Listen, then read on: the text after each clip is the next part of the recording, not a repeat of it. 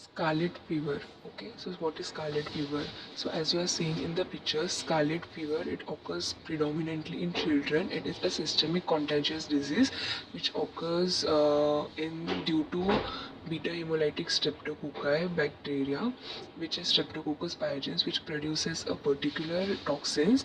And the rash which you are seeing in the picture, it occurs due to three toxins: A, B, and C. And in susceptible individuals, you can see local erythematous reaction, whereas in specific immunity, there is no such reaction. Clinical features of the scarlet fever. So it is most common in children, and after the entry of microorganism in the body, which is mostly through the pharynx.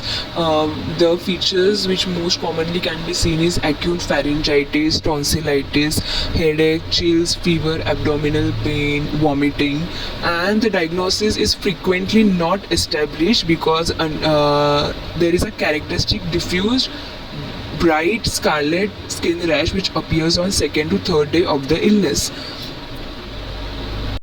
This rash is particularly prominent in skin folds, and which is the result of toxic injury to the endothelium, which produces dilation of the blood vessels, and which means small vessels, and consequent hyperemia.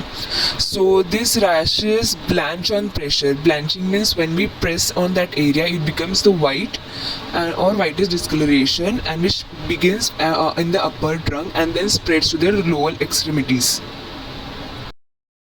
There is eruption of small papules which gives sandpaper like feel to the skin, and the lines which are prominent on the skin folds are also known as Bacterial lines. I will repeat, Bacterial lines.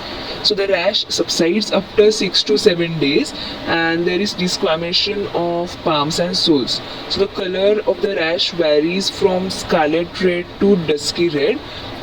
The chief oral manifestations of scarlet fever have been referred to as stomatitis scarlatima.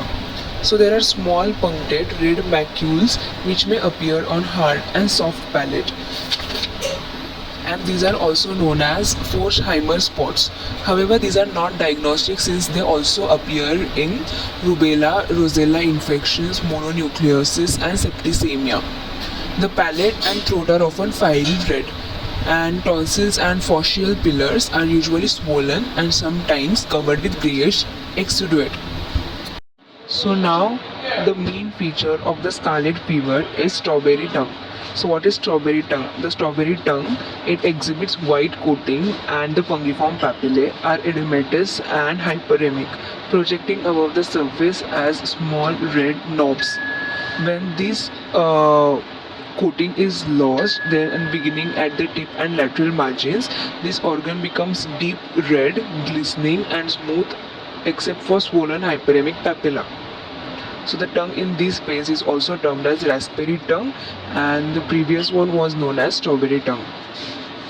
So the complications of scarlet fever include otitis media, sinusitis, pneumonia, meningitis, then septicemia, peritonsillar abscess, then rhinitis, also rheumatic fever, and reactive arthritis.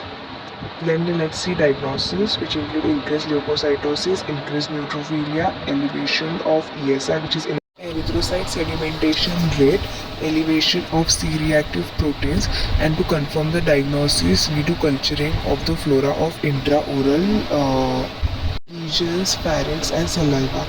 There is no such treatment for this, but for the prevention we give penicillin, dicloxacillin and cephalexin, which will ameliorate the disease and also help in controlling possible complications. Local applications such as mupirocin topical ointment can be used to relieve discomfort. And we complete the topic scarlet fever, and if you have understood the video, so please like, share and subscribe our channel, and we will upload the next video as soon as possible.